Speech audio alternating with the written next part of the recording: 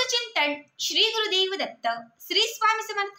तुम्हा सर्वांचं आपल्या स्वामी शक्ती या चॅनल मध्ये मनापासून स्वागत आहे। स्वामी तुम्हा सर्वांच्या सर्व चांगल्या इच्छा पूर्ण करोत एवढीच स्वामींच्या चरणी प्रार्थना करते आणि आपल्या आजच्या या नवीन आणि सुंदर व्हिडिओला पुन्हा एकदा नव्याने सुरुवात करते। भक्तांनो, उद्या दिवाळीचा पहिला दिवस आहे बघा। उद्या वसुबारस आहे आणि वसुबारसापासूनच दिवाळीची सुरुवात केली जाते, म्हणजे दिवाळीची सुरुवात होते।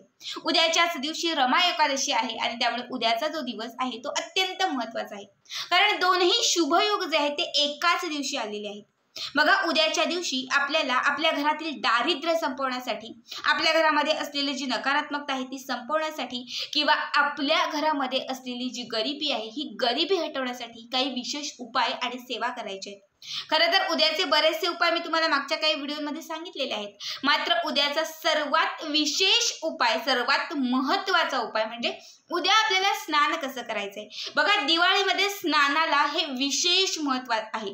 तुम्ही दरवर्षी अगदी लहानपणापासून बघितलं असेल की दिवाळी आली की आपण उटणं लावतो, दिवाळी आली की वेगवेगळ्या गोष्टी आणतो आणि त्या गोष्टीने स्नान करतो। दिवाळीच्या स्नानाला खरं तर अभ्यंग स्नान म्हणतात आणि वासुबारसापासूनच या स्नानाची सुरुवात केली जाते।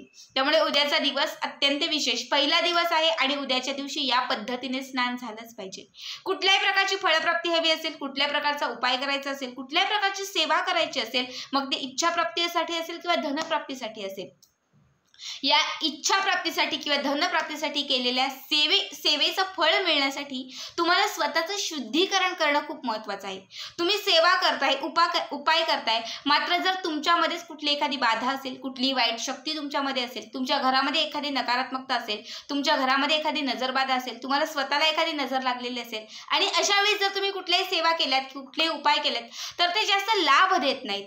मग बऱ्याच कमेंट्स येतात की ताई तुम्ही सांगितल्याप्रमाणे उपाय आणि सेवा तर करतोय पण लाभ घडत नाही। बघा, या उपायासाठी किंवा या लाभासाठी तुम्हाला तुमचं शरीर जे आहे ते शुद्ध असणं महत्त्वाचं आहे। कुठलीही बाधा घेऊन जर तुम्ही कुठले उपाय सेवा करत असाल तर ते तितके रिझल्ट देत नाही। आता उद्यापासून दिवाळीपर्यंत प्रत्येक जण काही ना काही सेवा उपाय हे नक्कीच करेल। मग त्यासाठी आपल्याला सगळ्यात आधी आपल्यामधील किंवा आपल्या घरातील नकारात्मकता, बाहेरील बाधा, तांत्रिक बाधा, वाईट शक्ती, अवलक्ष्मी यांचा नाश करणं महत्त्वाचं आहे। आणि उद्या दिवाळीचा पहिलाच दिवस आहे, त्यामुळे उद्याच्याच दिवशी आपल्याला या सगळ्या वाईट गोष्टी ज्या आहेत त्या समाप्त करायच्या आहेत आणि त्यासाठी हे शुद्ध स्नान करायचं आहे।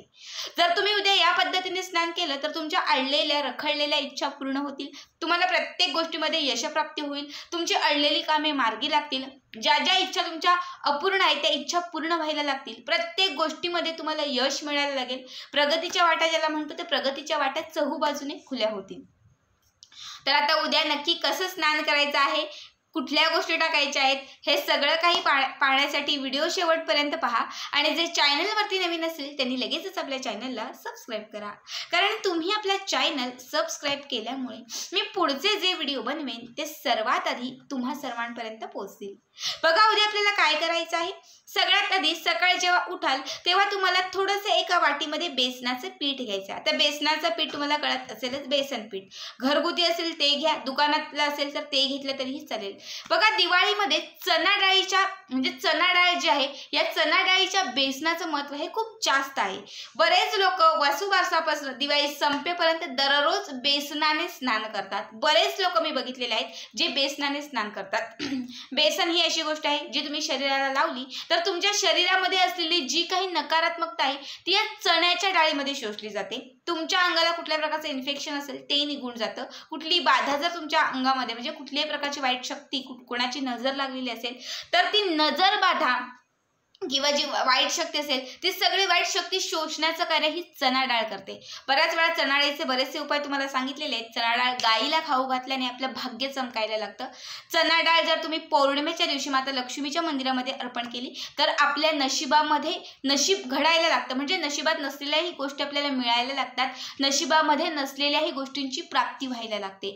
जर चण्याची डाळ, पाव किलो चण्याची डाळ जर तुम्ही प्रत्येक शनिवारी किंवा महिन्यातून एका शनिवारी हनुमंतांच्या मंदिरात मंदिरामध्ये हनुमंतांना जर अर्पण केली तर तुमच्या आयुष्यामध्ये कुठलंही संकट ठरत नाही, कुठलंही संकट येत नाही, आलेलं विघ्न टळून जातं. विघ्न टळण्यासाठी प्रत्येक शनिवारच्या दिवशी चणा डाळ जी आहे ती हनुमंतांच्या मंदिरात अर्पण करायची असते. असे बरेचसे उपाय आहेत, मात्र आता मी तुम्हाला उद्याचा उपाय सांगते. ठीक आहे, तुम्हाला थोडंसं बेसनाचं पीठ, चण्याच्या डाळीचं पीठ ज्याला आपण म्हणतो ते तुम्हाला घ्यायचं आहे. नसेल तर चणा डाळ तुमच्याकडे असेल तर ती मिक्सरला लावा आणि तिची थोडीशी पेस्ट करा. ठीक आहे, थोडंसं बेसन घ्यायचं आहे, यामध्ये चिमूटभर हळद टाकायची आहे, दूध टाकायचं आहे, कच्चं दूध आणि मध.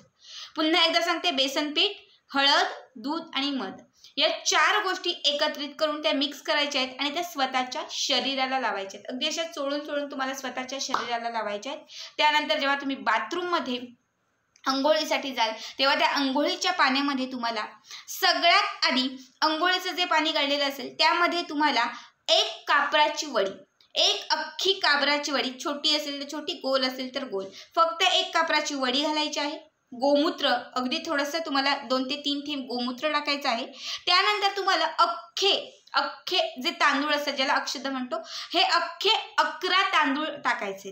प्रत्येक वेळी तांदूळ टाकत असताना ओम नमो भगवते वासुदेवाय नमः या मंत्राचा जप करायचा आहे. 11 वेळा जप करत 11 तांदूळ तुम्हाला त्याच्यात टाकायचा आहे आणि खड्यांच्या मिठाचे 4 ते 5 खडे किंवा अगदी एखादा खडा टाकला तरीही चालेल. समजा खड्यांचं मीठ नसेल तर जे बारीक वाटलेलं मीठ असतं हे मीठ तुम्हाला या पाण्यामध्ये घालायचं आहे आणि त्यानंतर या पाण्याने स्नान करायचं आहे. स्नान करत असताना कंटिन्यू ओम नमो भगवते वासुदेवाय नमः, ओम नमो भगवते वासुदेवाय नमः या मंत्राचा जप करायचा आहे. बघा, आपण अंघोळीसाठी जेव्हा बाथरूममध्ये जातो तेव्हा मग भरून पाणी घेतो आणि त्याने अंघोळ करतो. मात्र उद्याच्या दिवशी तुम्हाला काय करायचं आहे, ओंजळीत पाणी घ्यायचं आहे आणि ते तुमच्या चेहऱ्यावरून, अगदी केस भिजवणार असेल तर केसावरून तुम्हाला ओतायचं आहे. असं 3 वेळा करायचं आहे. म्हणजे ओंजळीत पाणी घ्यायचं आहे, ते तुम्हाला तुमच्या चेहऱ्यावरती किंवा केसांवरती ओतायचं आहे.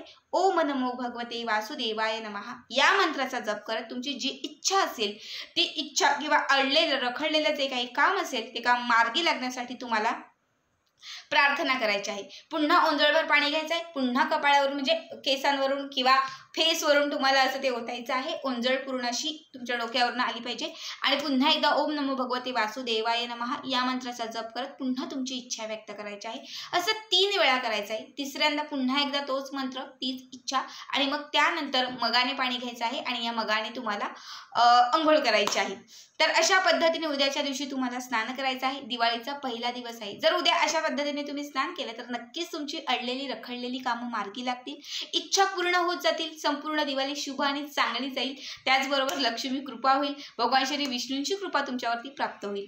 बघा, कापराची वडी आता प्रत्येकाला माहिती असेलच, कापूर ही अशी गोष्ट आहे जी नकारात्मकता शोषतं. कापूर ही अशी गोष्ट आहे जी आपल्या घरातील जी नजर असेल किंवा घरामध्ये कुठली बाधा असेल ती संपवून टाकतं. त्यामुळे कापराची वडी, आता गोमूत्र तर सगळ्यांना माहिती असेलच, कुठलीही बाधा असेल, कुठलीही वाईट शक्ती असेल तर गोमूत्र नुसतं घरात शिंपडलं तरी ती बाधा पळून जाते. त्यासाठी तुम्हाला गोमूत्र या अंघोळीच्या पाण्यात घ्यायचं आहे. 11 अख्खे तांदूळ, लक्ष्मी प्राप्तीसाठी तुम्हाला अख्खे 11 तांदूळ टाकायचे आहेत आणि त्यासोबत खड्यांचं मीठ.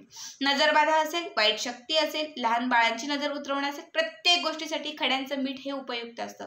जेव्हा या सगळ्या गोष्टी तुम्ही अंघोळीच्या पाण्यात उद्या टाकणार आहात आणि त्याने जेव्हा स्नान करणार आहात तेव्हा बाधा असेल, वाईट शक्ती असेल, कुठल्याही प्रकारची नकारात्मकता असेल ती एका क्षणात निघून जाईल किंवा पळून जाईल आणि जेव्हा वाईट शक्तीच निघून जाईल, जेव्हा बाधाच नष्ट होईल तेव्हा नक्कीच तुमच्या ज्या म्हणजे प्रगतीच्या वाटा आहेत त्या मोकळ्या होतील. तुम्ही जे जे काम करत आहात ना त्या प्रत्येक कामामध्ये तुम्हाला यश मिळायला लागेल, कारण तुमच्यामध्ये असलेली जी बाधाच समाप्त झालेली आहे. त्यामुळे यशप्राप्तीचे मार्ग, प्रगतीचे मार्ग सर्व तुमच्यासाठी खुले होत जातील. अत्यंत साधा सोपा उपाय आहे. प्रत्येकाने उद्याच्या दिवशी या पद्धतीने स्नान नक्की करा. तर आजचा हा व्हिडिओ तुम्हाला कसा वाटला नक्की कमेंट करा आणि पुढचे व्हिडिओ पाहण्यासाठी चॅनलला सबस्क्राईब करा. भेटूयात पुन्हा एकदा अशाच एका नवीन सुंदर आणि छान व्हिडिओमध्ये. तोपर्यंत सर्वांना धन्यवाद. श्री स्वामी समर्थ. जय जय स्वामी समर्थ.